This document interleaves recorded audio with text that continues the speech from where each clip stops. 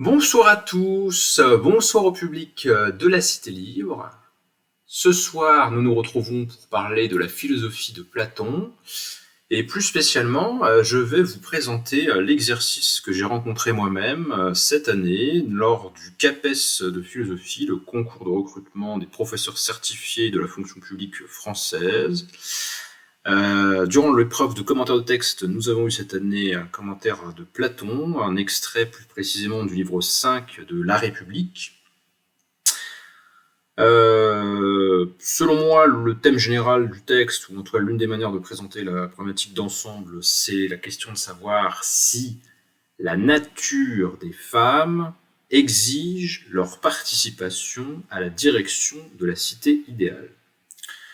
Mais avant de montrer pourquoi c'est vers quelque chose comme ça que va le texte et de dégager les différentes implications que ça présente, car nous allons croiser différents ordres de problèmes philosophiques ou de questionnements, de propositions au cours de ce texte dans différents domaines. Avant de vous le présenter la manière dont j'ai commenté ce texte durant l'épreuve, je vais vous lire tout simplement le texte. Donc, comme tout dialogue de Platon, on retrouve le personnage de Socrate qui sert ici de porte-parole aux idées de Platon, et ses interlocuteurs, en l'occurrence l'autre personnage du dialogue, c'est Glaucon, qui est, je crois, l'hôte de Socrate au moment de cette discussion mise en scène. Rappelons que dans la République de Platon, il est question pour Socrate de démontrer que la vie de l'homme vertueux, de l'homme bon, est meilleure et préférable que la vie de l'homme injuste. Et ça va prendre toutes sortes de développements et de circonvolutions pour que Socrate puisse développer pleinement sa pensée. Je lis le texte et je rentrerai un peu plus dans le détail conceptuel au fur et à mesure dans la deuxième partie. Donc déjà, l'épreuve brute, la rencontre avec le texte, dans son étrangeté, n'ayons pas peur de le dire, parce que c'est quand même une forme parfois déconcertante. Alors, Socrate. Nous sommes bien d'accord qu'une nature différente doit se consacrer à une occupation différente. Et nous, que la nature de la femme et celle de l'homme sont différentes. Or, nous affirmons à présent que ces natures, qui sont différentes, doivent avoir la même occupation. C'est de cela que vous nous accusez ? Glaucon. Oui, parfaitement. Socrate. Certes, elle est imposante, Glaucon, dis-je, la puissance de l'art de la controverse. Glaucon. En quoi ? Socrate. C'est que, dis-je, il me semble que beaucoup de gens y succombent, même malgré eux. Ils croient non pas disputer, mais dialoguer, alors qu'en fait, ils ne sont pas capables d'examiner ce dont on parle en y distinguant des espèces différentes, mais s'attachent aux mots en eux-mêmes pour aller à la chasse de la contradiction dans les termes employés. C'est une dispute, non un dialogue, que la relation qu'ils ont entre eux. Glaucon. En effet, dit-il, c'est bien ce qui arrive à beaucoup de gens. Mais est-ce que nous aussi, ce reproche nous atteint en ce moment ? Socrate. Oui, tout à fait, dis-je. Nous risquons bien, malgré nous, de nous adonner à la controverse. Glaucon. Comment cela ? Socrate. L'idée que des natures qui ne sont pas les mêmes ne doivent pas avoir les mêmes occupations, nous la poursuivons avec beaucoup de vaillance et de goût pour la dispute, en nous rattachant aux mots, mais nous n'avons nullement examiné comment définir tant l'espèce de la nature autre que celle de la nature identique, et à quoi chacune se rapportait. Au moment où nous avons attribué des occupations différentes à une nature différente, et les mêmes à la même. Glaucon. Non, en effet, dit-il, nous ne l'avons pas examiné. Socrate. Dès lors, dis-je, il nous serait possible, apparemment, de nous demander si la nature des chauves est la même que celle des hommes chevelus, et non pas opposée. Puis, après être tombé d'accord qu'elle est opposée, s'il se trouvait que les chauves fussent les savetiers, de ne pas permettre aux chevelus, et au cas où ce seraient les chevelus, de ne pas le permettre aux autres. Glaucon. Ce serait certes risible, dit-il. Socrate. Est-ce que par hasard, dis-je, ce serait risible pour une autre raison que celle-ci? Parce que nous n'avons pas posé la nature identique et la nature différente au sens absolu, mais que nous n'avons pris garde qu'à l'espèce d'altérité et de similitude qui se rapporte à ces occupations mêmes. Par exemple, nous avons pu dire qu'un homme doué pour la médecine et un autre qui a l'esprit médical ont la même nature. Ne le crois-tu pas? Glaucon. Si. Socrate. Tandis qu'un homme doué pour la médecine et un homme doué pour la charpenterie en ont une différente. Glaucon. Oui, absolument. Socrate. Par conséquent, dis-je, pour le genre des hommes comme pour celui des femmes, s'il apparaît qu'ils diffèrent pour l'exercice de tel art ou de telle occupation, nous déclarerons effectivement qu'il faut conférer cette occupation à l'un ou bien à l'autre. Mais s'ils n'apparaissent différer que sur ce seul point, à savoir que le genre féminin enfante et que le genre masculin engendre, nous affirmerons qu'il n'a nullement été démontré pour autant que la femme diffère de l'homme pour ce dont nous parlons, et nous continuerons, nous, à croire que nos gardiens et leurs femmes doivent avoir les mêmes occupations. Glaucon. Et nous aurons raison, dit-il. Socrate. Par conséquent, pourquoi ne pas inviter ensuite celui qui parle pour nous contredire à nous apprendre précisément ceci? Pour quel art ou quelle occupation, parmi ceux qui touchent à l'organisation de la cité, la nature de la femme et celle de l'homme sont non pas la même nature, mais des natures différentes? Glaucon. Oui, ce serait juste. Socrate. Peut-être bien que ce que tu disais un peu auparavant, un autre aussi le dirait, à savoir que répondre sur le champ de façon satisfaisante, ce n'est pas facile, mais que si on examine la question, cela n'a rien de difficile. Glaucon. Oui, peut-être le dirait-il. Socrate. Veux-tu alors que nous demandions à celui qui nous oppose de tels arguments de nous suivre pour notre démarche, pour voir si nous pourrons lui démontrer qu'il n'existe aucune occupation qui soit propre à une femme si l'on considère l'administration de la cité? Glaucon. Oui, certainement.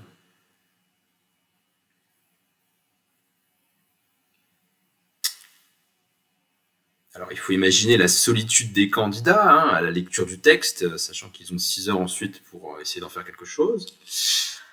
Voici le début de mon introduction à ce texte. Donc, rappelons brièvement qu'on est dans l'étude de la République de Platon, un dialogue dont l'enjeu de départ était d'examiner si la vie de l'homme juste, comme le prétend Socrate, est bel et bien meilleure et préférable à celle de l'homme injuste. Et au cours du développement, Socrate, porte-parole des idées de Platon, en vient à décrire la façon dont une cité parfaitement conforme à l'esprit de justice devrait être organisée. C'est la fameuse cité idéale de Platon, la cité organisée selon la raison elle-même. Le meilleur régime politique possible. C'est de ça dont nous parle toute une partie de la République. Nous sommes donc avec cet extrait au milieu du livre, et nous travaillons sur un extrait du livre 5. Platon met ici en scène un échange entre son maître Socrate et l'hôte de celui-ci, Glaucon. dont on remarquera que, comme souvent dans les dialogues platoniciens, l'interlocuteur de Socrate est souvent un petit peu un faire-valoir qui dit oui, non, tu as raison, et qui pose des questions, mais les informations essentielles à la réflexion sont rarement apportées par les interlocuteurs. C'est Socrate qui avance les idées les plus remarquables, souvent. Le thème général du texte, ce serait quelque chose comme le principe ou le critère qui permet d'établir la division sociale du travail idéal. Selon quelle sorte de principe faut-il établir la hiérarchie, la division des occupations dans une cité bien organisée, et même parfaitement organisée, puisqu'organisée selon la raison pure, selon le bien parfait lui-même. Comment répartir en fonction de quels critères attribuer à chacun son travail. Par division sociale du travail, il faut entendre la manière dont les activités productives de richesse se répartissent entre les hommes de la société. On reconnaît ce thème du travail dans le texte à travers la mention de métiers. On nous parle des savetiers, on nous parle de la médecine.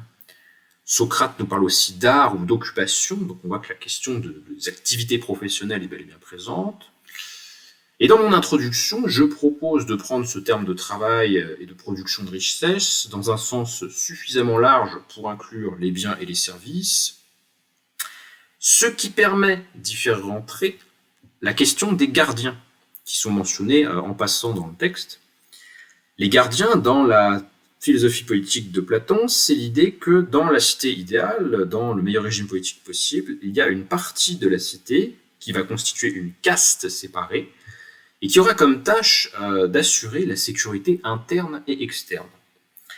Et au sein de cette élite de gardiens, il y aura une sorte de super-élite qui seront les philosophes rois qui, eux, vont carrément gouverner la cité en se spécialisant dans cette activité unique. Donc on aurait ce thème du travail pris dans un sens très large qui inclurait finalement les activités de direction et de le régalien, l'état régalien et la direction de l'état lui-même. Comme le texte touche aussi à la légitimité des femmes à faire partie des couches dirigeantes, on pourrait aussi dire que le thème du texte est le politique, pris dans un sens large qui déborde les institutions politiques pour englober l'ensemble de l'organisation sociale. C'est finalement un texte qui nous parle de comment la cité devrait-elle être organisée pour suivre la justice, selon quels principes, comment les activités doivent-elles distribuer aux uns et aux autres, qui est légitime à faire ou à ne pas faire ceci et cela. Socrate, du moins tel que le dépeint Platon, car ce ne serait pas forcément vrai d'autres auteurs qui nous rapportent des informations historiques sur Socrate, critique l'ordre social existant à son époque, c'est-à-dire la démocratie athénienne. Il souhaite une autre organisation de la société, que d'aucuns pourraient qualifier d'autoritaire ou de droite, en tout cas un régime qui serait beaucoup plus élitiste, puisque la politique serait l'activité réservée d'une caste particulière, éduquée à cet effet, et gouvernant l'ensemble des autres citoyens. Alors, ce qui nous importe, c'est pas tellement qu'il a une pensée politique hiérarchique, autoritaire ou aristocratique, selon comment on voudra la qualifier, c'est la manière dont il va le justifier. C'est ça qui est important quand même pour l'histoire de la philosophie politique. Il ne s'agit pas simplement d'avoir un projet politique, il s'agit de savoir argumenter et le justifier rationnellement. C'est ça qui en fait une réflexion philosophique. Alors, qu'est-ce qui, en droit, c'est-à-dire idéalement, devrait déterminer l'organisation sociale? Quels seraient les principes de justice à suivre, qui devraient s'imposer et changer l'ordre existant, qui lui est injuste, ou qui est insatisfaisant, ou imparfait, en tout cas. Juste avant le début de l'extrait étudié, Socrate vient d'affirmer que, dans une cité parfaitement juste, les femmes de la caste des gardiens auraient la même occupation, la même éducation, et la même activité que les hommes de cette caste. Donc dans cette société hiérarchisée idéale présentée par Platon, les gardiens sont une élite dirigeante qui forme un groupe mixte. Les gardiens sont des hommes et des femmes élevés à la fonction de maintien de l'ordre, sécurité et direction pour l'élite de l'élite qui sera les philosophes rois. Alors cette idée de régime utopique, de régime idéal, est tout à fait provocante et même excentrique pour les contemporains de Socrate. Il faut imaginer les gens avec lesquels discute Socrate, et là il est en train de leur expliquer qu'il faudrait mettre des femmes dans la police et dans l'armée. C'est une idée qui est tout à fait baroque et provocante. Cela n'existe pas à l'époque. La police, dans les cités grecques comme Athènes, est assurée par des esclaves publics. Et l'armée est réservée aux citoyens adultes masculins, les hoplites. Il n'y a qu'à Sparte, contre-modèle implicite en partie, en tout cas dans la description qui nous est donnée de la cité idéale, certains éléments semblent être inspirés effectivement du régime spartiate, il n'y a qu'à Sparte que les femmes suivent une éducation militaire. Or, Sparte est la cité rivale d'Athènes. Le discours de Socrate est donc doublement choquant et incongru pour ses interlocuteurs. Il est en train de leur présenter comme idéal et parfait quelque chose qui non seulement n'existe pas, n'est ni conforme aux institutions existantes d'Athènes, ni à ses traditions, mais qui en plus de ne pas exister et d'apparaître comme utopique, a des traits de ressemblance avec la cité ennemie, l'anti-modèle spartiate. Donc double provocation dans la présentation de la cité idéale platonicienne. Socrate le sait, donc que ce qu'il dit est inattendu, et c'est donc pour contrer les critiques qu'on pourrait lui adresser qu'il imagine une objection qu'on pourrait lui faire. On reconnaît qu'il fait du discours rapporté parce que son texte commence par la deuxième personne du pluriel lorsqu'il dit « vous nous accusez ». Socrate fait comme si quelqu'un était dans la pièce pour le contredire. Il imagine une objection, ce qui est une méthode courante en rhétorique et en philosophie pour préciser sa pensée, éviter des malentendus ou parer par avance aux objections qu'on imagine pouvoir être formulées contre les propositions qu'on avance. Et l'objection qu'il imagine à son discours est la suivante. Socrate admet qu'il existe des êtres de nature différente. La nature d'un être, c'est le principe qui fait de lui ce qu'il est, qui lui confère sa permanence, sa spécificité par rapport aux êtres différents, ainsi que sa similitude par rapport aux êtres de la même catégorie, de la même classe, du même genre. Il faut donc entendre ici le terme de nature au sens de l'essence de la chose, ce que la chose a de propre, qui la différencie des autres, qui perdure à travers le temps et lui confère une certaine stabilité, une certaine reconnaissance possible, et qu'elle partage avec les autres entités de la même classe. Par exemple, l'eau est un genre de liquide. Le triangle est une figure géométrique. Il appartient à la catégorie des figures géométriques. Il possède en lui l'essence commune à toutes les figures géométriques. Et ainsi de suite. Socrate admet aussi que la femme et l'homme sont de nature différente. Et alors à ce stade du texte, il y a déjà une difficulté qui mérite de s'arrêter là-dessus et de faire une sorte de pause et de discussion du texte lui-même quand on a ces présupposés-là de raisonnement. Socrate nous dit que la femme et l'homme sont de nature différente. Alors en quel sens entend-il cette idée? Parce que on pourrait se dire qu'au contraire, l'homme et la femme partagent une même nature. Ne partagent-ils pas la nature humaine en fait? Qu'est-ce qui justifie de dire qu'ils ont une nature différente? Certes, la sexuation implique une différenciation entre l'homme et la femme, et seul le genre féminin enfante, comme l'observe plus loin Socrate. Mais cette différence n'est-elle pas secondaire? N'est-elle pas superficielle? N'est-elle pas accidentelle? Est-ce que ce que partagent les individus de chaque sexe n'est pas beaucoup plus fondamental que ce qui les distingue? Point d'interrogation. Mais comment pourrait-on le savoir? Comment pourrait-on savoir que l'homme et la femme ont une nature différente ou n'en ont pas? Ou une nature commune? Comment pourrait-on répondre à cette question? Parce que pour répondre à cette question, il faudrait être capable de hiérarchiser les éléments qui caractérisent un individu et de séparer sans arbitraire, dans ces éléments, quelque chose qui relève de l'essentiel et quelque chose qui n'en relève pas. Pour pouvoir dire que les choses sont de nature différente, il faut isoler leur nature. Et comment pourrait-on isoler la nature de la chose? Pourquoi telle différence entre deux choses serait cruciale et décisive? Est-ce que la sexuation suffit à dire que l'homme et la femme sont de nature différente? Pourquoi s'en arrêter à la sexuation et ne pas considérer ce qui les rapproche plutôt? Pourquoi cette sexuation ferait-elle une différence de nature? Au-delà de quel changement l'individu aura-t-il perdu sa soi-disant nature? Ça s'arrête où, le fait d'avoir une même nature ou de ne pas en avoir une? En fait, plus généralement, quand on nous dit qu'ils sont de nature différente, on nous dit qu'il y a des natures des choses, on nous dit qu'il y a des essences des choses, qui différencient les choses. Et est-ce que c'est bien raisonnable de croire à ce type-là d'entité, en fait? Est-ce que c'est raisonnable de croire à l'existence des essences telles que je viens de le définir? Est-ce que les individus portent en eux une essence? Ça, c'est quelque chose que Socrate considère comme acquis, sans que ce soit bien démontré, sans que la méthode qui permettrait épistémologiquement de trouver quelle est la nature de la chose et qu'est-ce qui ne relève pas de sa nature, mais qui serait une sorte de propriété accidentelle, pour employer la terminologie d'Aristote, pourrait être distinguée de ce qui est fondamental dans la chose. Voilà, on ne sait pas vraiment, tout ça n'est pas démontré, ce sont des présupposés métaphysiques du raisonnement de Socrate. Socrate, en tout cas, ne doute pas que l'homme et la femme soient de nature différente. Il affirme qu'une différence de nature fonde la légitimité d'une différence de fonction sociale, d'une différence de métier, par exemple.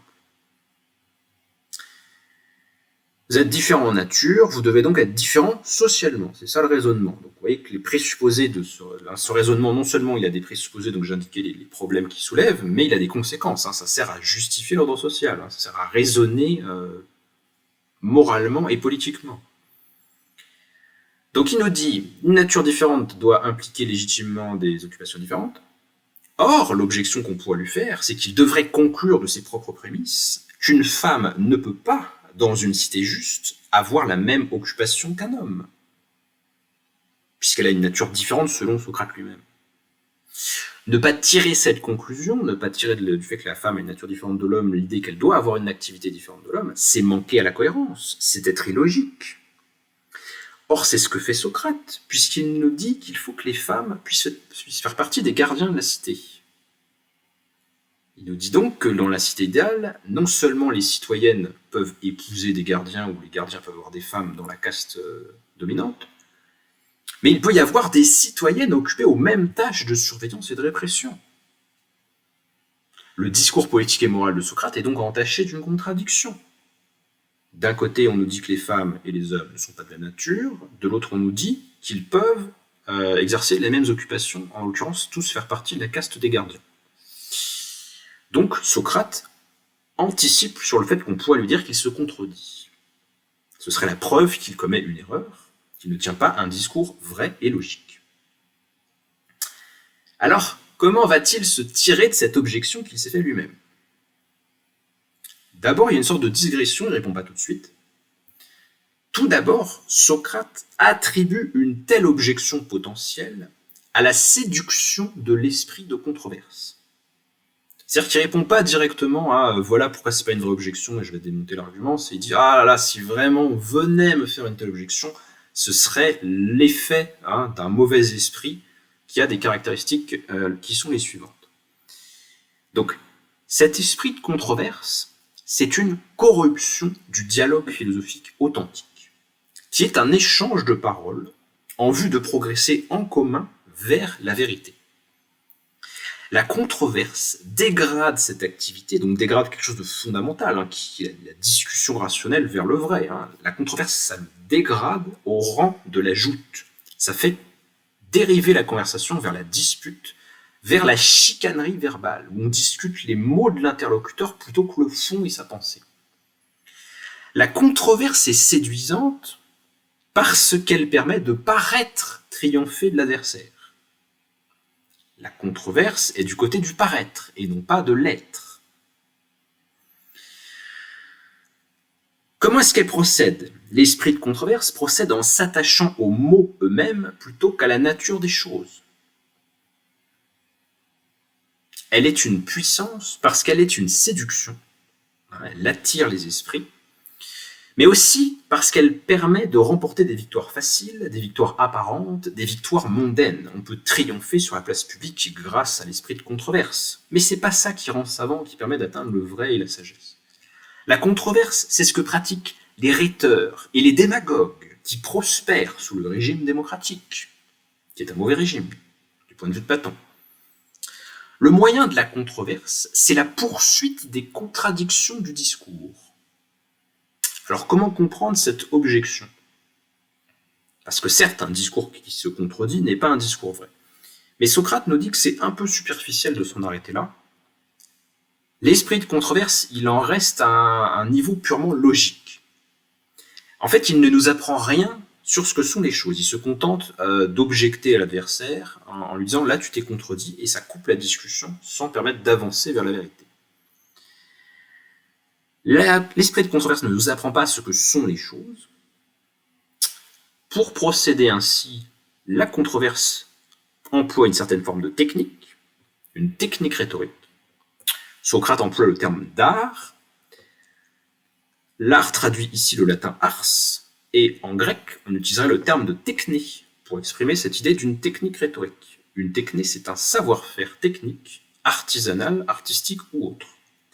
Il y a une technique de la controverse qui sert à pourrir la discussion pour qu'on n'arrive pas au fond des choses, c'est-à-dire au vrai.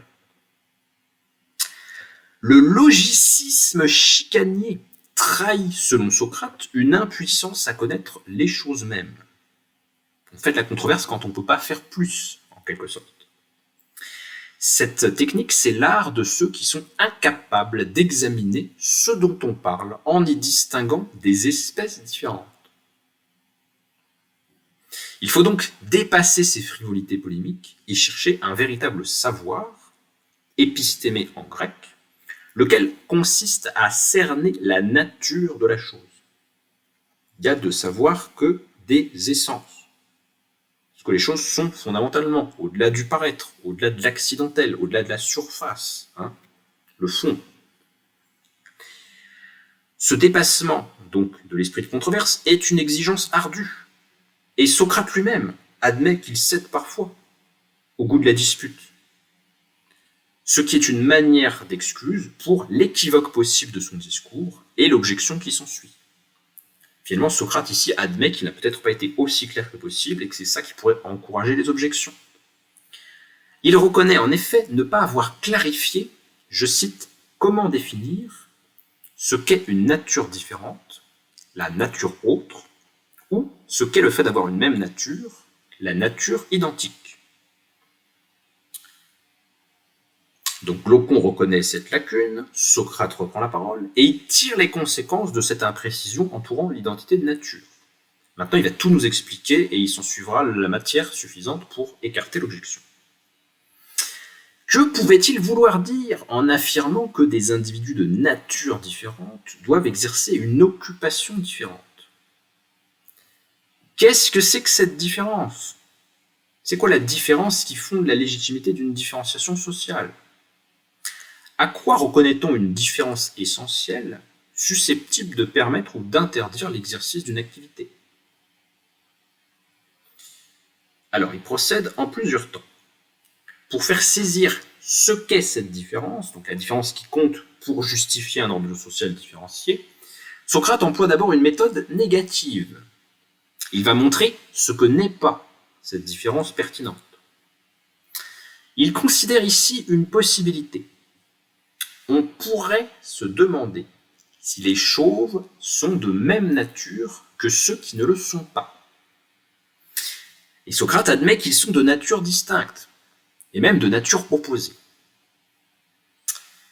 Et là encore, à ce stade-là de l'explication, les objections me sont apparues très nettes vis-à-vis du propos de Socrate et de ce qu'il considère comme acquis dans son explication. Après nous avoir dit, souvenez-vous, que l'homme et la femme diffèrent de nature, le voilà maintenant qui nous dit que les chauves et les non-chauves diffèrent de nature. Mais en quel sens? Et comment le sait-il que ça fait une nature différente? Comment sait-il que ça fait une différence qui fait la différence? Une différence essentielle.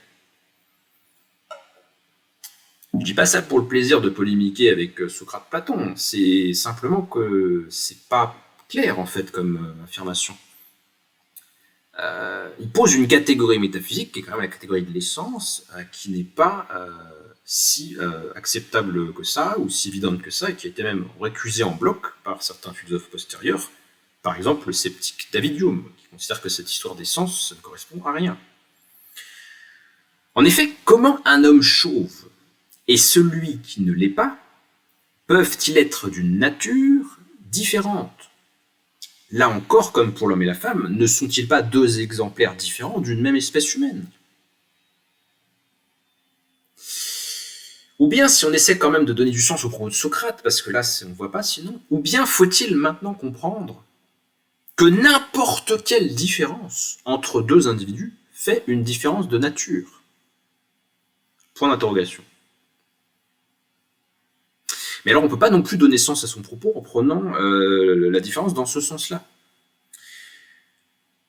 Une telle différence n'aurait plus rien à voir avec ce qu'on entend par une essence.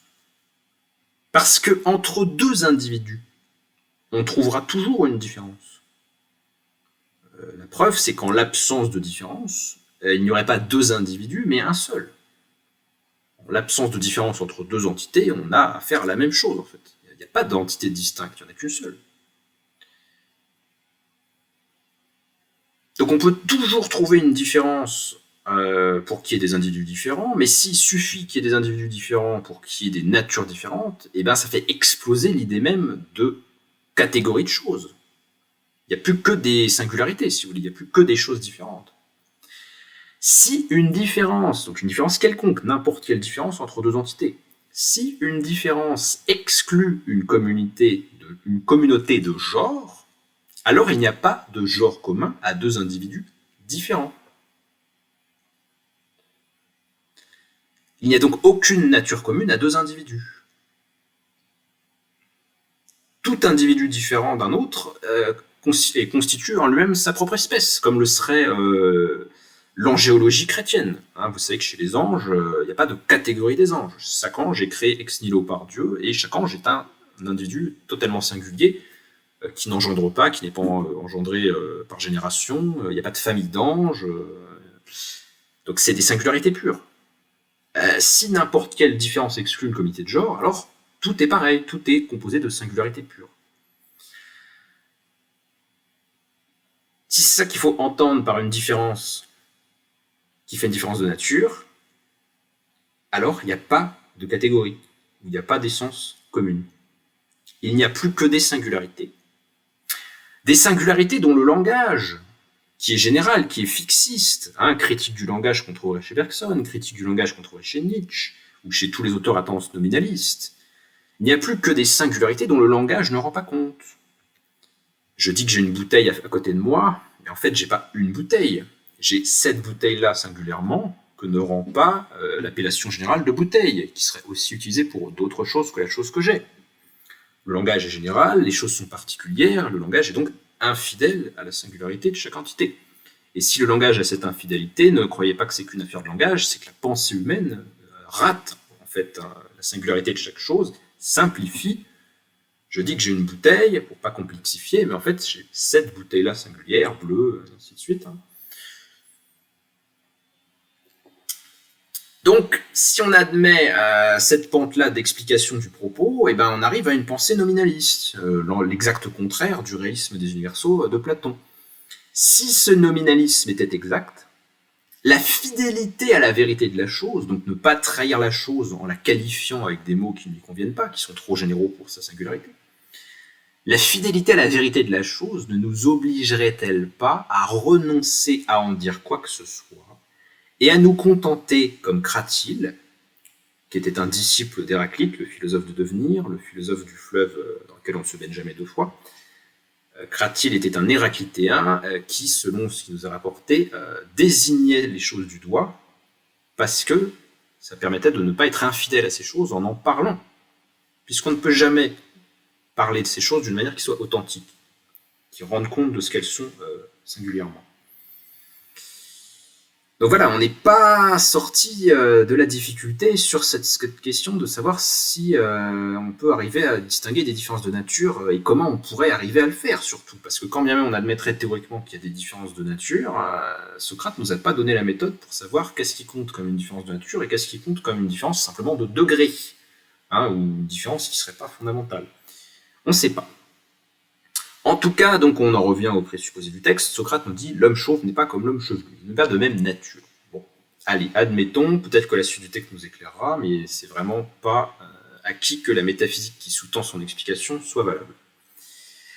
Socrate, donc, avec l'approbation de Glaucon, souligne qu'il serait ridicule de vouloir arguer de cette différence, donc cette différence entre l'homme chevelu et l'homme chauve, différence dont il nous dit qu'elle n'est une différence de nature, alors qu'en fait, peut-être que c'est qu'une différence de degré. Est-ce qu'il a bien cerné l'essence des individus en question pour pouvoir dire que ça c'est une différence de nature et pas une différence de degré? Pas évident. Et est-ce que ça a même un sens tout court de parler de différence de nature et de degré?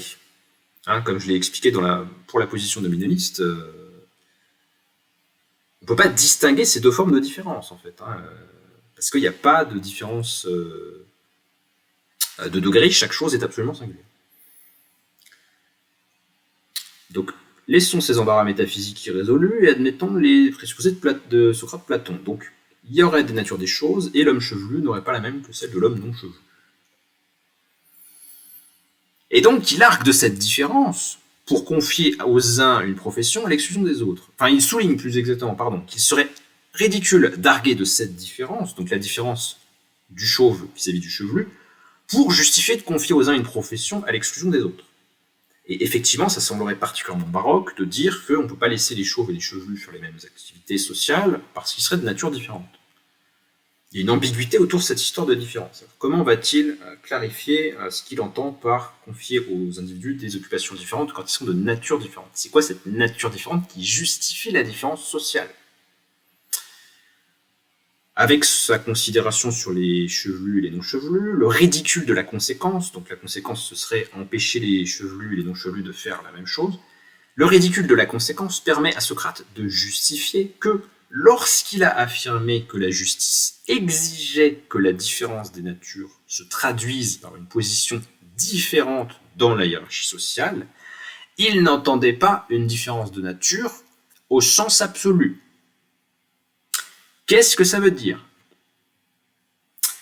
Est absolu ce qui n'a pas d'exception, ce qui est vrai ou effectif partout et toujours.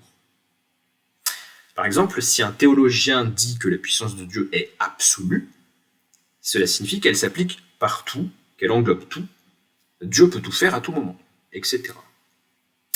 Donc, lorsque Socrate dit qu'il ne fallait pas entendre une différence de nature au sens absolu, cela veut dire que ce n'est pas l'existence d'une différence quelconque, comme avoir des cheveux, qui justifie une inégalité de rôle social. Et on voit bien que ce serait absurde, parce qu'on trouvera toujours une différence, et à ce compte-là, aucun individu ne peut faire la même activité qu'un autre. Ce qui serait quand même bizarre, parce qu'on a l'impression que la série des activités n'est pas infinie.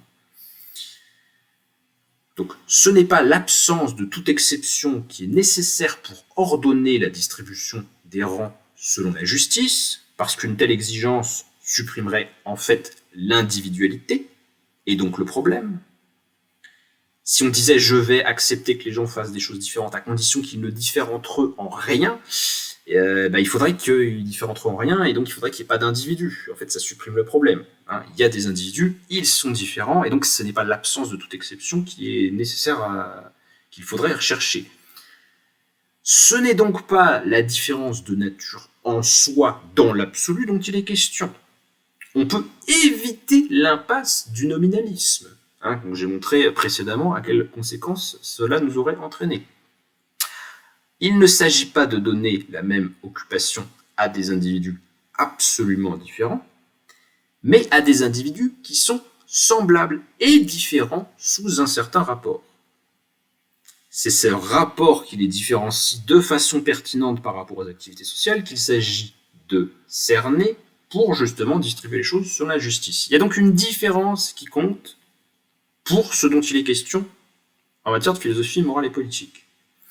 Et ce rapport, nous dit Socrate, est celui, je cite, des occupations mêmes. Ainsi, lorsqu'un homme doué pour la médecine est dit de nature différente de celui qui ne l'est pas, Socrate veut dire qu'il est d'une nature qui diffère de manière relative, partielle, limitée, spécifique. Et oui, effectivement, la personne qui est douée pour la médecine, ça reste un humain, comme les autres. Simplement, il est différent sous un certain rapport relatif particulier. Il n'y a pas besoin de chercher une absence totale de différence, ce qui serait impossible. Donc il clarifie son propos en montrant que si on le prenait dans un sens qui n'est pas le bon, ça conduirait à des raisonnements absurdes, ce qui lui permet d'arriver à une définition positive, justement, de cette différence pertinente pour la hiérarchisation des activités. Alors en quoi consiste cette différence relative? Donc tout ce que je viens de citer, c'est le passage où il montre ce que n'est pas la différence dont il veut parler. Maintenant il en vient à la définition positive de cette différence qui fait la différence. En quoi consiste cette différence relative? C'est une différence capacitaire. C'est ça qu'il faut chercher entre les hommes pour justifier selon la raison qu'ils ne fassent pas la même chose. C'est une différence capacitaire, une différence de techné, donc de technique, de savoir-faire, de maîtrise technique. L'homme doué pour la médecine, ou pour la charpenterie, etc., il possède une puissance que les autres n'ont pas, un certain savoir-faire spécifique que les autres n'ont pas, ou en tout cas pas au même degré. Soit il est totalement plus compétent que n'importe qui, soit il est relativement plus compétent que les autres, ce qui va entraîner évidemment l'intérêt de la division sociale du travail. La manière dont il pense cette puissance différenciante semble de nature intellective, on est chez Platon, puisque Socrate identifie la maîtrise de l'art médical avec l'esprit médical. Il y aurait une certaine tournure de pensée qui se prête à devenir médecin. On pourrait un petit peu critiquer cette idée que c'est comme ça qu'il faut penser la différence capacitaire. On pourrait soupçonner Socrate-Platon de sous-estimer l'importance du corps, du geste, du coup de main dans l'exercice d'une technique.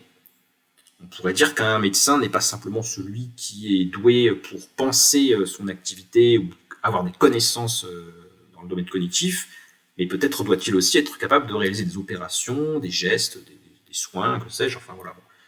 On peut vous dire qu'il y a une conception de la qualité ou de l'excellence professionnelle qui est peut-être un petit peu trop intellectualiste dans la perspective de Platon. Mais bon, c'est plus une lacune qu'une vraie objection à sa proposition.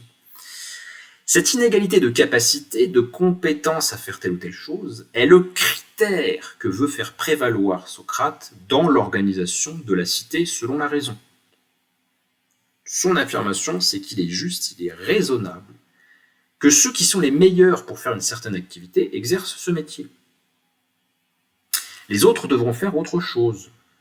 Dans une autre occupation, ils pourront peut-être manifester une excellence relative qui leur est propre. Il ne faut pas s'acharner à faire des choses pour lesquelles on n'est pas doué. On sera d'autant plus compétent et apprécié et utile à la production de richesses collectives en se spécialisant dans ce en quoi on est doué. Alors, conséquence de tout ce qui vient d'être dit, il y a donc autant de nature individuelle que de talents susceptibles de maîtriser les différentes activités. Et ça pose problème, d'où une nouvelle parenthèse où je critique un peu le fond de la théorie platonicienne. On peut en effet adresser plusieurs critiques à la validité d'un tel raisonnement. La diversité des natures des individus, donc nature au sens de capacité à être plus doué que quelqu'un d'autre dans un domaine particulier, la diversité des natures des individus est ici inférée de la diversité des activités sociales. Il y a plusieurs sortes de gens qui font des choses différentes, donc, nous dit Socrate, cela s'explique par le fait qu'ils sont naturellement doués pour faire des choses distinctes, ou que leur nature les pousse ou les rend capables de faire des activités distinctes. Et ça, c'est une inférence qui est problématique, en fait, qui n'est pas logique, ou qui est contestable. Parce que, si c'était vrai, ça impliquerait que le nombre de natures d'individus dans une société varie en fonction de son degré de complexité sociale. Si c'était vrai qu'il y a une variété de natures des individus et qu'on sait qu'il y a une variété de nature des individus parce qu'il y a une diversité d'activités sociales, la conséquence d'une telle inférence, c'est que quand même, quand la division du travail est basse, il y a peu de natures différentes des individus. Quand la division du travail est élevée, il y a plus de natures différentes des individus. C'est bizarre. On aurait l'impression que la nature des individus, c'est un truc plus ou moins constant, parce que justement, ça ne relèverait pas, selon la métaphysique sous-jacente à la pensée de Platon, ça ne devrait pas relever du social, ça ne devrait pas relever de l'histoire, ça devrait relever de l'ordre des choses. Voilà, les gens sont différents, donc il en s'ensuit une série d'activités différentes. Mais puisque c'est à partir de cette série d'activités différentes qu'on a inféré la croyance qu'il y avait une différence de nature des individus, la conséquence de cette croyance, c'est que il y a un nombre, il y a une quantité de nature des individus qui change en fonction de la complexité sociale, ce qui est quand même très très bizarre. Pourquoi la nature évolue selon la société? Ne serait-ce pas en fait un décalque? Ne serait-ce pas une illusion? Et l'indice qu'en fait on ne peut pas du tout inférer de la différence des activités sociales qu'il y a une nature des individus qui diffère. Si on acceptait les présupposés de Socrate, ça impliquerait que lorsque donc le degré de division sociale n'est pas le même entre deux sociétés, on trouve une moins grande diversité de nature des individus qui la composent. Et inversement, on devrait trouver une plus grande diversité de nature des individus lorsqu'il y a un accroissement historique de la division du travail. Lorsque se forme par exemple un secteur industriel, un secteur tertiaire, et ainsi de suite, et tous les métiers que ça entraîne. Mais quelle est donc cette étrange nature, entre guillemets, qui fluctue au gré des formes historiques du monde social? Ne serait-elle pas tout à fait autre chose, cette puissance que l'ordre cosmique, fixe et harmonieux, censé servir de boussole à l'ordre social? En réalité, Platon essentialise ou naturalise les rapports sociaux. Il nous fait croire que les gens font des choses différentes, ils sont inégalement doués. C'est donc l'indice qu'ils sont différemment constitués dans leur substance, dans leur être, indépendamment même de ces rapports. Et le raisonnement ne semble pas tenable, puisque, encore une fois, ça implique que la quantité de nature varie historiquement en fonction de la complexité sociale. Cette dépendance de la nature vis-à-vis du social, qui est illogique, quoi. La nature n'est pas censée, justement, la nature des choses n'est pas censée, la nature métaphysique des choses, quoi, l'être, n'est pas censé varier selon le social. C'est ce que croit, ou c'est ce qu'implique la croyance de... Enfin, c'est pas exactement ce qu'implique la croyance même au fait que les individus ont des natures différentes, mais en tout cas, c'est ce qu'implique la manière, la démarche de connaissance qu'emploie Socrate-Platon pour démontrer que les individus auraient des natures différentes. Il infère de la diversité des activités sociales, cette diversité est variable historiquement, du coup, les natures des individus sont aussi variables historiquement, mais du coup, c'est pas logique. Voilà, je ne sais pas si vous êtes convaincu, mais moi, je trouve qu'effectivement, il y a un grave problème. Que d'embarras, tout de même, à convoquer la nature, point d'exclamation. N'aurait-il pas été autrement plus simple et moins risqué d'observer que, effectivement, les individus n'ont pas les mêmes aptitudes, ça tout le monde peut le constater, ça pose pas de problème. Ce qui pose problème, c'est d'en inférer des conséquences ou des présuppositions métaphysiques. N'aurait-il pas été beaucoup plus simple d'expliquer cette variation des capacités d'individus, lesquelles capacités d'ailleurs ne sont pas forcément innées ou naturelles, mais peuvent bien être acquises,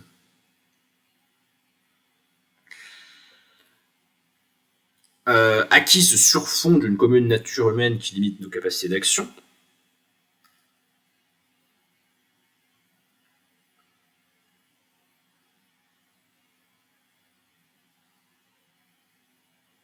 Donc n'aurait-il pas été moins risqué de se contenter d'observer que les individus n'ont pas les mêmes capacités, sans présumer que s'ils n'ont pas les mêmes capacités, ça vient d'une nature plutôt que d'une histoire, plutôt que d'une éducation, plutôt que d'une socialisation, plutôt que toi, t'avais l'habitude de vivre à tel endroit, du coup t'as acquis un goût pour ça, du coup tu fais ça, etc. Et qu'il est avantageux à tous que chacun fasse ce à quoi il est le plus excellent. On peut tous s'accorder sur l'idée que chacun devrait faire ce à quoi il est le plus excellent, sans qu'on ait besoin d'introduire l'idée que, en plus, il y a des différences de nature qui justifient un ordre social différencié. En fait, on peut justifier par l'utilité ce que Platon essaie de justifier par la nature ou par l'essence. C'est pas nécessaire d'introduire ces postulats métaphysiques. On comprend très bien que la division du travail, elle nous apporte des avantages, puisque les résultats sont là. On n'a pas besoin de naturaliser cette division sociale du travail en disant que de la nature de l'individu fait qu'ils doivent exercer des activités différentes. Ça n'est ni nécessaire et ça amène même des complications ou des embarras qui, à mon avis, sont tout à fait insatisfaisants. Par ailleurs, ce que ne note pas Socrate-Platon, en nous disant que si les activités se différencient, c'est parce qu'il y a des natures différentes des individus, il ne prend pas en question la part de goût, la part de motivation subjective qui fait que les gens se spécialisent dans des choses, certes parce qu'ils ont un talent ou des capacités cognitives, manuelles, mais aussi parce qu'il y a des goûts, il y a des affects, il y a des passions qui portent les individus à faire ceci plutôt que cela. Et ces passions sont profondément historiques et sociales. En fait, on est façonné par les gens autour de nous, ce qui est admis de ce qui n'est pas admis, ce qui est considéré comme extraordinaire et difficile à faire de ce qui ne l'est pas, et tout ça façonne nos goûts, en fait. Ça n'est pas une affaire de nature ou d'essence qui serait une réalité transcendante et désincarnée, qui n'attendait que de s'incarner dans un corps particulier pour remplir une fonction sociale toujours la même. Tout ce naturalisme platonicien, il est évidemment au service, in fine, d'un conservatisme social. Mais tout ça n'est pas nécessaire et donc n'est pas justifié philosophiquement. Voilà, il y a donc toute une part de goût qui n'est pas une technique et de motivation qui rentre dans les compétences ou les aptitudes professionnelles, et la naturalité au sens d'une essentialité, d'une non-historicité de ces aptitudes est quelque chose de relativement douteux. Ou en tout cas de difficilement démêlable de la part d'historicité du sujet. À quel moment vous savez qu'un tel il est compétent pour ce qu'il fait parce que c'est sa nature au sens d'un truc qui échappe à l'histoire. Comment vous avez une méthode qui vous permet de trier le bout d'éternité et de non-social de ce que l'individu est devenu historiquement? Voilà, moi j'ai pas cette méthode et Socrate-Platon ne la donne pas non plus. Donc n'est pas très convaincant. Voilà en tout cas quel était le problème principal du texte. Ayant précisé son critère, donc la capacité qui serait le reflet de la différence de nature, ayant précisé son critère pour répartir les occupations dans une cité réellement juste, Socrate peut en revenir à la place des femmes et écarter définitivement le soupçon d'incohérence dont son discours aurait pu faire l'objet. Il reconnaît certes que l'homme et la femme sont différents sur le plan biologique. La génération est mise en œuvre par le genre masculin, tandis que le genre féminin, d'une manière plus passive, qui pourrait préfigurer la théorie aristotélicienne en matière de génération, le genre féminin donc conduit le mouvement impulsé jusqu'à son terme et engendre. L'homme fait, la femme participe. Bon. Mais cette différence biologique est tout à fait insuffisante à fonder en raison l'ordre social. Et là, il est très important de noter que si conservatrice, élitiste et traditionnaliste soit-elle, ou réactionnaire, ou élitiste et autres caractéristiques qu'on pourra lui trouver, si réactionnaire et élitiste soit la pensée de Platon, il est très important sur le plan historique et philosophique de noter qu'elle n'est pas une philosophie qui enracinerait la hiérarchie sociale et la division des activités dans un déterminisme fondé sur la biologie. Platon n'est pas un proto-nazi. L'État, la cité idéale que décrit Platon est par bien des aspects hiérarchique et autoritaire, même certains ont dit proto-totalitaire, ça me semble aller un petit peu loin. Elle est fondée sur la division de caste, elle est fondée sur un mensonge social qui naturalise l'ordre social en visant à faire croire à chaque individu que la position qu'il occupe découle d'une nature innée, afin qu'il ne conteste pas justement sa place. Tout ça est effectivement extrêmement droitier et fonde une pensée traditionnaliste anti-moderne, antidémocratique, mais elle n'est nullement proto-hitlérienne parce que ce n'est pas le biologique qui détermine la position de l'individu dans l'ordre social. Ce qui le détermine, c'est l'excellence propre dont il est capable et qui est saisie par la raison. Ce serait même confondre deux ordres de choses distincts que de rabattre la place des individus sur la différence biologique. En effet, la raison et la justice exigent de donner à chacun l'occupation pour laquelle il est le plus apte. Il faut se demander non pas si deux individus diffèrent biologiquement, mais quelles sont leurs capacités, leurs compétences techniques. Et dans cet ordre, nous dit Socrate, il n'a nullement été démontré que la femme diffère de l'homme. Il n'y a donc pas de contradiction à envisager qu'une femme soit aussi apte qu'un homme pour exercer des tâches de maintien de l'ordre et de défense militaire. On peut l'envisager a priori. On n'a qu'à fixer des règles de recrutement et des épreuves en fait en quelque sorte, et puis les candidats qui sont aptes à une certaine capacité, une certaine excellence, la manifesteront, et finalement on s'en fiche de leur sexe biologique. L'important c'est le capacitaire, c'est ça qui justifie l'ordre social. De ce point de vue, on ne peut qu'être frappé par la modernité de la conclusion auquel parvient Socrate-Platon à la fin de cet extrait, puisqu'il débiologise l'ordre genré de la cité démocratique antique. C'est un mouvement qui est particulièrement complexe, c'est-à-dire qu'on débiologise les fondements de l'ordre social en les naturalisant sur la base d'une différence capacitaire qui est attribuée, à mon avis de manière critiquable, à quelque chose qui ne serait pas de l'ordre de l'histoire, ou en tout cas qui pourrait être séparé et distingué de manière nette.